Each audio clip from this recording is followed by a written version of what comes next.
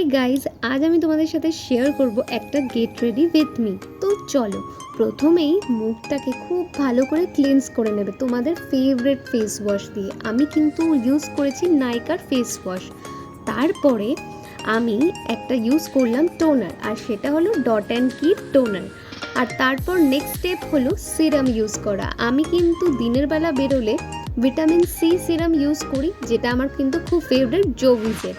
আর তারপর কিন্তু next step আসছে ময়শ্চারাইজার আমি এখানে আলাদা করে ইউজ করব না, কারণ আমার সানস্ক্রিন যেটা ইউজ করেছি এপি সফটের, ওর মধ্যেই ময়শ্চারাইজার রয়েছে।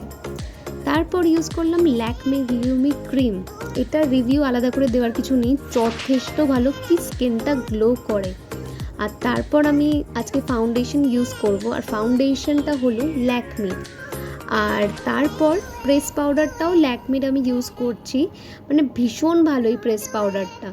আর তারপর আমি ইউজ করলাম একটা খুবই লাইট পিঙ্ক শেডের আইশ্যাডো, খুব হালকা হাতেই আমি ব্লেন্ড করে নিয়েছি।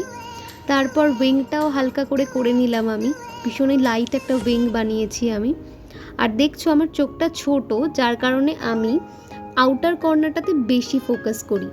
আর তারপর একটা সুন্দর ব্লাশ অ্যাপ্লাই করে নিলাম, গালটাকে লাল লাল টুকটুক বানিয়ে নিয়েছি। আর ব্লাশটা কিন্তু আমার ফেভারিট ওয়েট অ্যান্ড ওয়াইল্ডের, যদিও এখন ওয়েট অ্যান্ড ওয়াইল্ড আমাদের এখানে ইন্ডিয়াতে মনে হয় পাওয়া যায় না। আমি অনেক ট্রাই করেছিলাম কেনার, বাট পারিনি। তোমাদের যদি জানা থাকে কোনো ওয়েট অ্যান্ড ওয়াইল্ড আমি কীভাবে পারচেস করতে পারি, অবশ্যই আমাকে জানিও। এইটা হলো আমার ফাইনাল লুক। আর আমি একটা হোয়াইট ড্রেস পরেছিলাম, এটা আমার ভীষণ ফেভারিট। এই ড্রেসটা পরলে নিজেকে কেমন যেন প্রিন্সেস মনে হয়। কেমন লাগছে অবশ্যই জানিও। বাই।